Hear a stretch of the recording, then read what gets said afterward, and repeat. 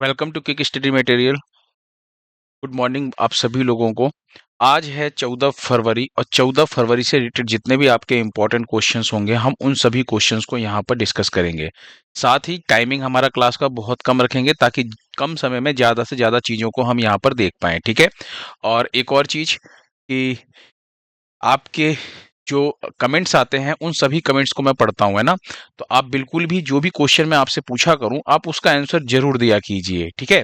तो पहले क्वेश्चन की तरफ चलता हूं मैं। पहला क्वेश्चन आज का हमारा क्या है कि अभी अजमेर में 132 साल पुरानी फॉय सागर झील का नाम बदल करके क्या रखा गया है। अभी अगर आपको पता हो तो अजमेर कहाँ पर है, अजमेर है राजस्थान में, ठीक है। और राजस्थान में बहुत सी झीलें हैं जहां पर आपको बस एक चीज ध्यान रखना है कि वहां पर एक झील है जिसका नाम है फॉय सागर झील, जो कि राजस्थान के अजमेर में है। और इस झील का नाम अभी बदल करके वरुण सागर रखा गया है। क्या रखा गया है? वरुण सागर। ऑप्शन ए जो है वो आपका बिल्कुल सही है। अच्छा, अगर मैं आपको याद दिलाऊं तो अभी पिछले कुछ दिनों में ना बहुत से नाम बदले गए हैं। बहुत से ऐसे नेम हैं जो चेंज किए गए हैं। जैसे अगर देखा जाए तो लास्ट क्लास के अंदर ही आपने एक देखा था हिंदुस्तान जेट ट्रेनर 36 जो पायलट को ट्रेनिंग देने के लिए हॉल ने बनाया था, उसका नाम बदल करके क्या रखा गया था? यशस रखा गया था, अगर आपको याद आ रहा हो तो, है ना। जोमेटो बोर्ड की बात करें तो इसका नाम बदल करके अभी हाल ही में इटरनल कर दिया गया है ना। इसका जोमेटो बोर्ड का। पोर्ट ब्लेयर जो कि अंडमान निकोबार की राजधानी है उसका नाम बदल करके श्री विजयपुरम किया गया है। केंद्रीय तंबाकू अनुसंधान ये भी लास्ट क्लास में मैंने आपको पढ़ा रखा है। National institute for research on commercial agriculture कर दिया गया इसका नाम बदल करके। पुणे एयरपोर्ट जो है उसका नाम बदला गया है। संत श्रेष्ठ तुकाराम महाराज के नाम पे रखा गया है। महाराष्ट्र स्टेट स्किल यूनिवर्सिटी जो है वो रतन टाटा के नाम पे रखा गया है। ये सारी चीजें अभी हाल ही में हुई हैं, तो आप जरूर इसको ध्यान रखिएगा। और एक और, फोर्ट विलियम का नाम बदल करके अभी विजय दुर्ग के नाम पे रखा गया है। याद आ रहा आप लोगों को? फोर्ट विलियम जो है उसका नाम बदल करके विजय दुर्ग किया गया है। कहाँ पर स्थित है ये? तो कोलकाता में स्थित है। तो ये जो नाम बदले गए हैं ये आप रिवाइज करते चलिएगा। मैं आपको क्लास के अंदर ही सारी चीजें रिवाइज करवाने की कोशिश करूंगा कि आपको अलग से ना नोट्स की जरूरत ना पड़े, ठीक है। क्लास में चीजों को याद करते चलिए। नेक्स्ट क्वेश्चन देखिए। ट्रांसपेरेंसी इंटरनेशनल द्वारा जारी भ्रष्टाचार धारणा सूचकांक, है ना, सीपीआई जिसे शॉर्ट में बोलते हैं, 2024 में भारत कौन से स्थान पर है? तो अभी आपके मन में चल रहा होगा कि सर 2025 चल रहा है। तो आप बिल्कुल 2025 चल रहा है, लेकिन ये जो रैंकिंग है ये 2024 की है, अभी हाल ही में जारी हुई है। किसके द्वारा जारी की गई है? ये क्वेश्चन एग्जाम में एक बार पूछा जा चुका है, तो ध्यान से देखिएगा। ट्रांसपेरेंसी इंटरनेशनल के द्वारा जारी किया गया है। नॉन प्रॉफिटेबल ये आपकी एक, ये समझिए एनजीओ है ना। तो ये जो ट्रांसपेरेंसी इंटरनेशनल है इसी के द्वारा आपका जो ये भ्रष्टाचार धारणा सूचकांक है ये जारी किया गया है। और इसमें भारत का स्थान कौन सा है?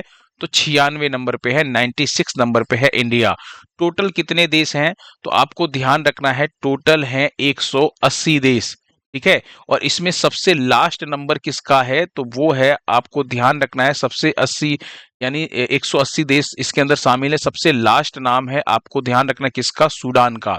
इसमें नंबर 1 पर कौन है, यानी सबसे शीर्ष पर कौन है इस रैंकिंग के अंदर? तो आपको ध्यान रखना है डेनमार्क जो है वो नंबर 1 पर है। डेनमार्क सबसे ऊपर है, शीर्ष पर है।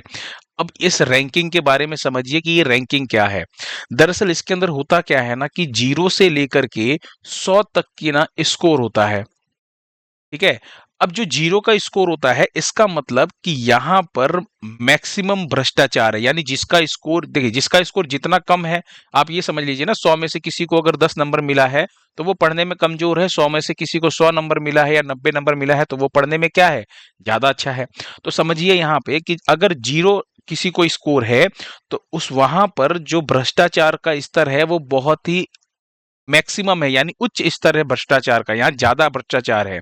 और यहाँ पे अगर हम बात करें तो जो आपका भ्रष्टाचार है जिसका नंबर 100 रहेगा, यानी इधर जाने पर सबसे इधर अपर स्कोर इधर कर देते हैं, ऐसे तीर का निशान लगा देते हैं। यानी अगर किसी का 100 है तो आप ये समझिए कि सबसे मिनिमम भ्रष्टाचार है यहाँ पे, यानी भ्रष्टाचार का बहुत ही निम्न स्तर जो है यहाँ पे आपको देखने को मिलेगा। और इंडिया की रैंकिंग, मतलब इंडिया का स्कोर कितना है? तो इंडिया का स्कोर है 38, है ना। इंडिया का स्कोर कितना है? 38। और इंडिया की रैंकिंग कितनी हो गई? 96, यानी 96 नंबर पे है भारत। ठीक है। सबसे जो कम भ्रष्टाचार देखने को मिलता है वो कहाँ पर, डेनमार्क में नंबर 1 पर शीर्ष पर है। और यहाँ पर आपको ध्यान रखना है कि सबसे ज्यादा जो भ्रष्टाचार देखने को मिल रहा है वो सूडान में 180 नंबर पे है इसका, याद हो जाएगा। टोटल कंट्री ध्यान रखिएगा, है ना। और भारत की रैंकिंग ध्यान रखिएगा, और भारत का जो स्कोर है वो 38 है। बस इतना ध्यान रखिएगा और कुछ याद करने की जरूरत नहीं है। चलिए नेक्स्ट क्वेश्चन देखिए। पहला ओलंपिक ई स्पोर्ट्स गेम्स 2027 में कहाँ आयोजित होगा।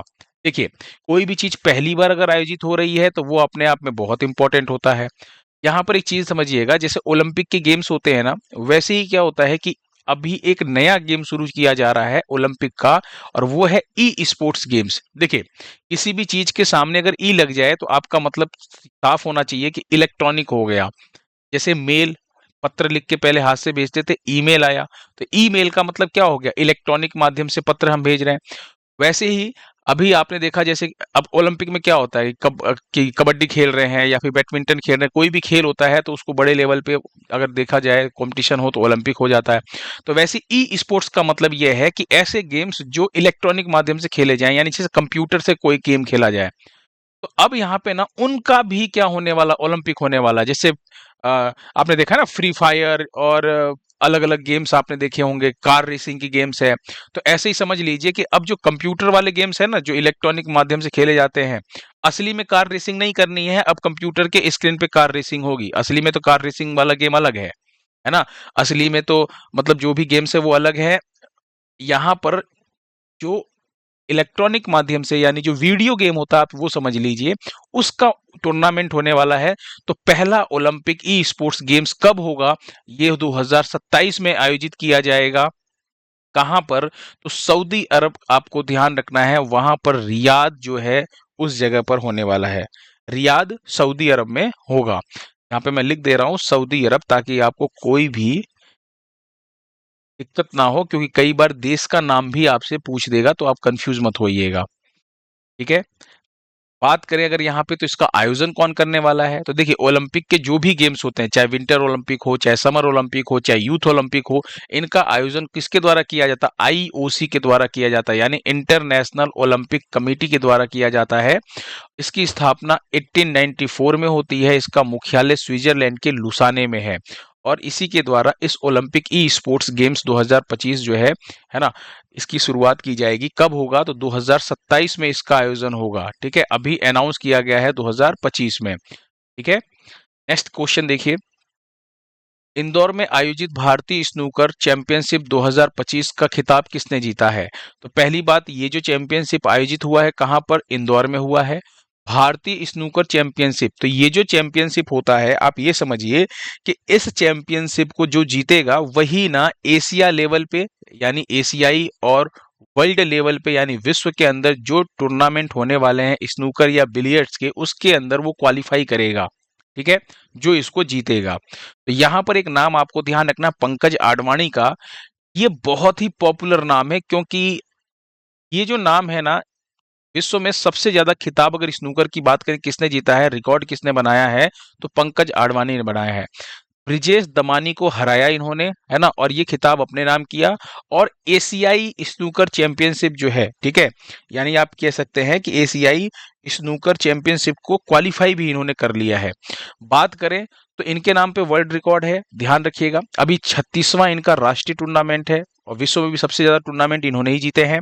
2004 में इनको अर्जुन अवार्ड दिया गया था। 2006 के अंदर इनको ना खेल रत्न पुरस्कार दिया गया, जो खेल का सर्वोच्च पुरस्कार है। पद्मश्री 2009 में दिया गया। 2018 में इनको पद्म भूषण दिया गया है। आप रीजन समझ रहे हैं, इनसे अच्छा अभी तक कोई स्नूकर प्लेयर है ही नहीं। स्नूकर आपने देखा होगा ना, फिल्मों में जो डंडे से गेंद को मारते हैं, ग्रीन कलर की टेबल होती है, ये वही वाला गेम है ना, अमीरों वाला गेम। ठीक है, तो ध्यान रखिएगा, पंकज आडवाणी का नाम बहुत इंपॉर्टेंट है। नेक्स्ट क्वेश्चन देखिए। भारत की तरफ से आईसीसी चैंपियंस ट्रॉफी के लिए इवेंट एम्बेसडर के रूप में किसे चुना गया है। तो अगर हम बात करें आईसीसी चैंपियंस ट्रॉफी की, तो आईसीसी चैंपियंस ट्रॉफी का आयोजन कहां पर किया जा रहा है, तो आप सभी को पता है कि इसका आयोजन जो किया जा रहा है वो पाकिस्तान में किया जा रहा है। लेकिन भाई, पाकिस्तान के अंदर तो भारत जाएगा नहीं, तो इसके लिए आपको ध्यान रखना है कि दुबई के अंदर इसका आयोजन होगा, भारत और पाकिस्तान का मैच दुबई में होने वाला है। तो आयोजन कहां पर होगा? पाकिस्तान और दुबई में। कब से कब तक होने वाला है? तो 19 फरवरी को शुरू हो रहा है चैंपियंस ट्रॉफी, और कब तक चलेगा? तो आपको ध्यान रखना है 9 मार्च तक ये टूर्नामेंट चलने वाला है। और इवेंट एम्बेसडर की बात करें यहाँ पर, तो एम्बेसडर के रूप में शिखर धवन को यहाँ पर चुना गया है। समझ में आया? अब यहाँ पर चुना कितने लोगों को गया है? 4 लोगों को चुना गया है। कितने लोगों को चुना गया है? 4 लोगों को। इसमें से भारत की तरफ से कौन है? तो आपको ध्यान रखना है शिखर धवन। बाकी के 3 लोग कौन है? तो नाम ध्यान रखिएगा। अभी आईसीसी ने सरफराज अहमद को, ये जो सरफराज अहमद हैं ये आपको ध्यान रखना है पाकिस्तान के हैं। सेन वॉटसन की बात करें तो ये ऑस्ट्रेलिया के हैं, है ना। और टिम साउदी की बात करें तो ये न्यूजीलैंड के हैं, और इन्होंने भी हाल ही में संन्यास की घोषणा भी की थी। याद आ रहा आप लोगों को?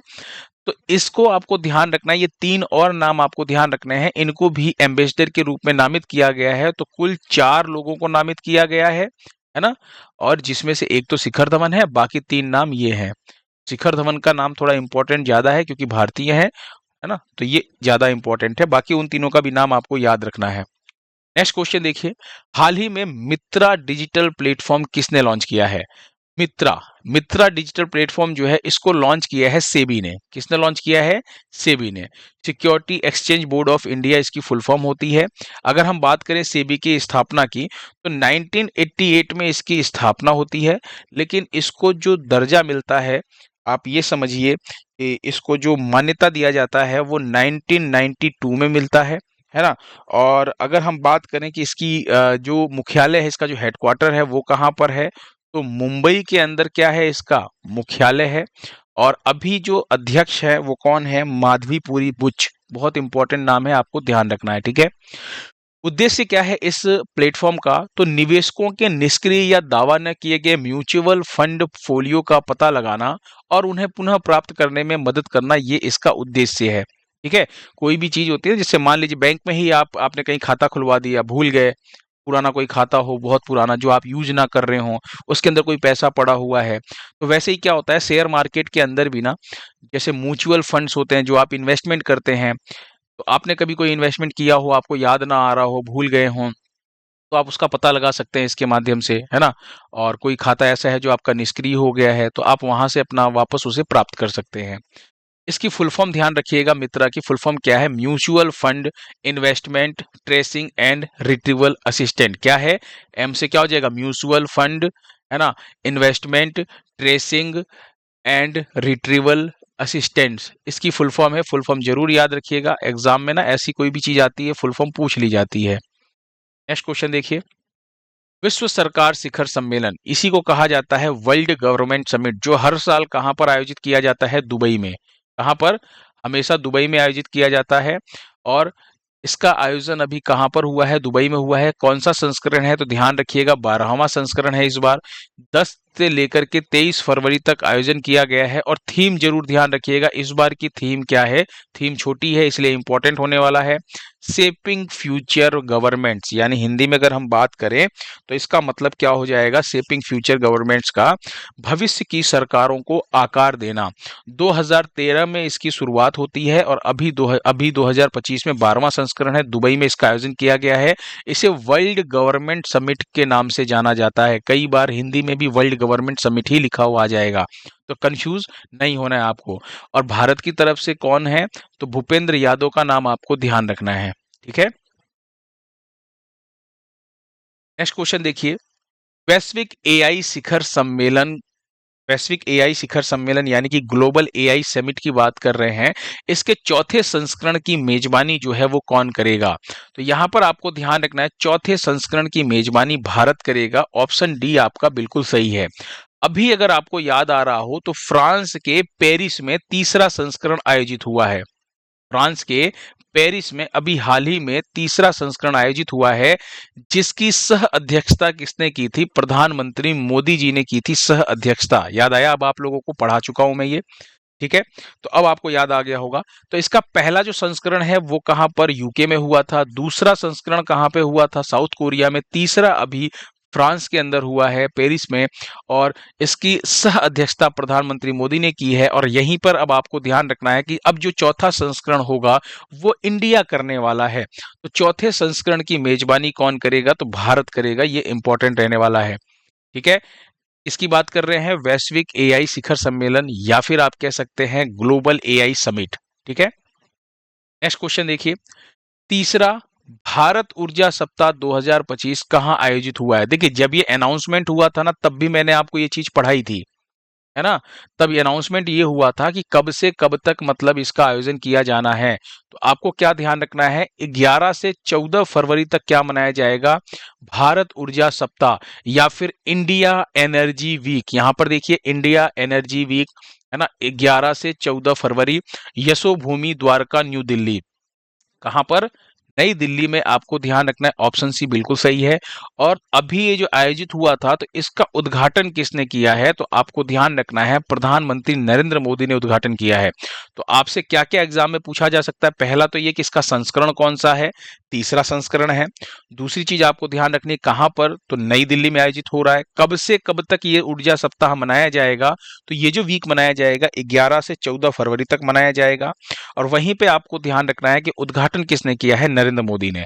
इसका उद्देश्य क्या है? आप ये समझिए कि ऊर्जा, एनर्जी की बात कर रहे हैं हम यहाँ पर, रिन्यूएबल एनर्जी की तरफ हम सभी को मूव करना है, पेट्रोलियम पे जो डिपेंडेंसी है उसको कम करना है। कुल मिलाकर एनर्जी से रिलेटेड बातों पर यहाँ पर ना चर्चा होगी। ठीक है, ये चीज आपको ध्यान रखना है।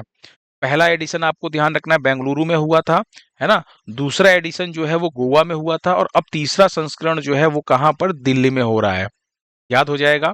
पीछे की चीजें में मैं रिवाइज करवा दे रहा हूं, क्योंकि ये उनके लिए इंपॉर्टेंट है जो आरओ की या यूपीएससी की तैयारी कर रहे हैं। तो उनके लिए क्या है कि स्टेटमेंट टाइप के क्वेश्चंस पूछ लिए जाते हैं, तो उनको पूरी डिटेल पता होनी चाहिए उसके बारे में। नेक्स्ट क्वेश्चन देखिए, हाल ही में विश्व रेडियो दिवस जो है वो कब मनाया गया है? विश्व रेडियो दिवस या वर्ल्ड रेडियो डे जो है ये मनाया गया है 13 फरवरी को। तो ऑप्शन डी जो है आपका बिल्कुल सही है, 13 फरवरी। इसकी थीम एक बार एग्जाम में पूछी जा चुकी है, बहुत पहले की बात है, 3-4 साल पहले पूछा गया था इसकी थीम। तो इस बार भी आपको थीम याद रखनी है। थीम क्या है? रेडियो और जलवायु परिवर्तन। थीम क्या है 2025 की? रेडियो और जलवायु परिवर्तन। तो विश्व रेडियो दिवस 13 फरवरी को मनाया जाता है, एक इंपॉर्टेंट दिवस है। अच्छा, यहां पर एक और चीज ध्यान रखिएगा, थीम तो आपने याद कर ली, इसका उद्देश्य क्या है? तो संचार में, यानी अगर हम बात करें कम्युनिकेशन में, संचार में रेडियो के योगदान के महत्व को बताना। आपको पता हो कि पहले के टाइम पे ये टीवी वीवी नहीं हुआ करती थी ना, रेडियो ही सबके हाथ में रहता था। तो उस टाइम पे क्या होता था, रोज शाम को 8 बजे या फिर सुबह के टाइम न्यूज आया करती थी, और उसी न्यूज को लोग सुना करते थे, और वही न्यूज क्या होती थी? ऑथेंटिक होती थी। मतलब ये जो न्यूज आपने सुन ली वही पूरी दुनिया माना करते कि भैया रेडियो में अनाउंसमेंट कर दिया, मतलब ये तो गलत हो ही नहीं सकता। आजकल की बात करें तो आजकल अगर आपके हाथ में न्यूज आएगा तो आप ये पहले कोशिश करेंगे कि ये न्यूज सही है कि नहीं है, लेकिन पहले के टाइम ऐसा नहीं होता, पहले न्यूज आ गई मतलब वही सही है, बाकी कोई कुछ भी कहे। तो संचार में रेडियो के योगदान के महत्व को बताना, यही इसका उद्देश्य है। अब एक काम करते हैं, फरवरी मंथ के अंदर ना कुछ इंपॉर्टेंट दिवस हैं, उनकी बात करते हैं जो अभी हाल ही में आप लोगों ने मनाए हैं। ठीक है, तो सबसे पहले चलते हैं, पहला दिवस जो है वो आपको ध्यान रखना है, भारतीय तट रक्षक बल का ना स्थापना दिवस मनाया गया 1 फरवरी को, ध्यान रखिएगा। विश्व आर्द्र भूमि दिवस मनाया गया है, ये भी बहुत इंपॉर्टेंट दिवस है, कई बार एग्जाम में पूछा गया है, 2 फरवरी को। 4 फरवरी को विश्व कैंसर दिवस मनाया गया है, बहुत इंपॉर्टेंट है, ये भी कई बार पूछा गया है। 10 फरवरी को विश्व दलहन दिवस, अंतरराष्ट्रीय मिर्गी दिवस। यहां पर ध्यान रखिएगा, अंतरराष्ट्रीय मिर्गी दिवस इस बार 10 फरवरी को पड़ा है, जरूरी नहीं है अगली बार भी 10 फरवरी को पड़े। ये हमेशा फरवरी महीने के सेकंड सोमवार को मनाया जाता है, दूसरे सोमवार को। तो इस बार जो दूसरा सोमवार पड़ा है वो 10 फरवरी को पड़ा है। तो अंतरराष्ट्रीय मिर्गी दिवस। राष्ट्रीय कृमि मुक्ति दिवस, ये भी इंपॉर्टेंट है, राष्ट्रीय कृमि मुक्ति दिवस पूछा गया क्वेश्चन है। 11 फरवरी को विश्व यूनानी दिवस मनाया जाता है। सेफर इंटरनेट डे मनाया जाता है। एंटी स्मगलिंग डे मनाया जाता है। एंटी स्मगलिंग डे यानी कि तस्करी विरोधी दिवस की बात कर रहे हैं। 12 फरवरी को राष्ट्रीय उत्पादकता दिवस मनाया गया है। और एक संत शिरोमणि गुरु रविदास की जयंती है, कौन से नंबर की? 648वीं जयंती, ये भी इंपॉर्टेंट है, काफी चर्चा में था इस बार। तो इसको भी आपको ध्यान रखना है, ये 12 फरवरी को मनाया जाता है। ठीक है। और 13 फरवरी को विश्व रेडियो दिवस मनाया जाता है। 14 फरवरी का कोई नाम ना लेना कि वैलेंटाइन डे सर है, नहीं तो बहुत मारूंगा मैं, क्योंकि वो आपके एग्जाम में नहीं पूछा जाएगा। तो गलती से भी ये मत कहना कि सर 14 फरवरी को भी एक दिवस मनाया जाता है। नेक्स्ट क्वेश्चन देखिए, कॉन्स्टेंटाइन टेसोलस किस देश के नए राष्ट्रपति बने हैं? तो ये बने हैं आपके ग्रीस के राष्ट्रपति। किसके राष्ट्रपति बने हैं? ग्रीस के। ऑप्शन ए जो है आपका बिल्कुल सही है कि ग्रीस के राष्ट्रपति कौन बने हैं? कॉन्स्टेंटाइन टेसोलस। कितना गजब का नाम है ना, याद करिएगा। आप लोगों को अगर याद करना है तो 3-4 बार इसको रिपीट कीजिएगा, याद हो जाएगा। ठीक है। ग्रीस की राजधानी क्या है? एथेंस ग्रीस की राजधानी है। और अगर हम बात करें यहाँ पर, तो ये यूरोपीय कंट्री है, ये एशिया महाद्वीप है, ये यूरोपीय महाद्वीप है, नीचे अफ्रीका महाद्वीप है, यहाँ पर है आपका क्या है ना, जो भूमध्य सागर है, इसी से जस्ट ऊपर आपका क्या लगता है? ग्रीस लगता है।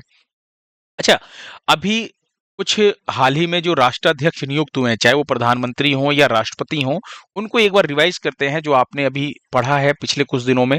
तो सबसे पहला इंपॉर्टेंट क्या है? नवाब सलाम, क्योंकि ये आईसीजे यानी जो अंतरराष्ट्रीय न्यायालय है उसके अध्यक्ष भी रह चुके हैं, तो ये काफी इंपॉर्टेंट नाम है नवाब सलाम। ये लेबनान के क्या बने हैं? प्रधानमंत्री बने हैं, और लेबनान के ही राष्ट्रपति की भी नियुक्ति हुई है अभी कुछ दिन पहले ही साथ ही में। तो आपको ध्यान रखना है जोसेफ ऑन का नाम। ठीक है, दोनों लेबनान के हैं, एक लेबनान के प्रधानमंत्री, एक राष्ट्रपति। फिर बार्ट डी वेवर का नाम आपको ध्यान रखना है, ये बेल्जियम के प्रधानमंत्री बने हैं। अलेक्जेंडर लुकाशेंको का नाम ध्यान रखिएगा, ये बेलारूस के राष्ट्रपति बने हैं। माइकल मार्टिन का नाम ध्यान रखिएगा, ये आयरलैंड के क्या बने हैं? प्रधानमंत्री बने हैं। मिखाइल कावेसाविली का नाम याद रखिएगा, ये जॉर्जिया के राष्ट्रपति बने हैं। ये अभी हाल ही में आपने कुछ दिन पहले पढ़ा था, वो आपको रिवाइज करना है। नेक्स्ट क्वेश्चन देखिए, कल मैंने आपसे एक क्वेश्चन पूछा था लास्ट टाइम पे कि डब्ल्यूएचओ ने पहली बार इबोला वैक्सीन का ट्रायल जो है वो किस देश में शुरू किया है? तो आप सभी लोगों का आंसर बिल्कुल सही था, युगांडा में किया है ना। सबके कमेंट मैंने पढ़े थे और किसी का भी कमेंट गलत नहीं था, सबका आंसर जो है वो बिल्कुल सही था। आज आपके लिए एक छोटा सा क्वेश्चन है, वो क्या है कि 9वें एशियाई गेम्स की बात कर रहे हैं, है ना, विंटर गेम्स की, एशियन विंटर गेम्स की, जो 2025 का जो आयोजन किया जा रहा है वो कौन से शहर में किया जा रहा है, और साथ ही साथ बताइएगा देश का नाम भी। ठीक है, कमेंट बॉक्स में आपको आंसर देना है, मैं आप लोगों के कमेंट्स पढ़ूंगा। लाइक का टारगेट मैंने रखा है कि भैया आप लोग मुझे ना इस वीडियो पे 100 लाइक दीजिए। ठीक है, और पिछले कल की वीडियो अगर मैं छोड़ दूं तो उसके पहले के जो 2-3 वीडियो है उस पे ये 100 लाइक का टारगेट पूरा हुआ है।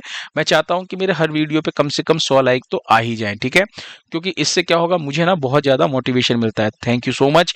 पीडीएफ जो है वो आपको कहाँ पर, तो टेलीग्राम चैनल पे मिलेगा, आप वहां पे जाके डिस्क्रिप्शन लिंक में टेलीग्राम चैनल ज्वाइन कर लीजिए। व्हाट्सअप चैनल भी है जहाँ पे मैं न्यूज़पेपर के इंपॉर्टेंट न्यूज़ की जो कटिंग है वो अपलोड किया करता हूँ, है ना। तो आप व्हाट्सएप चैनल भी ज्वाइन कर लीजिए, आपको वहां पे भी जो चीजें हैं वो मिलती रहेंगी। ठीक है, नेक्स्ट क्लास में मिलते हैं। Thank you so much.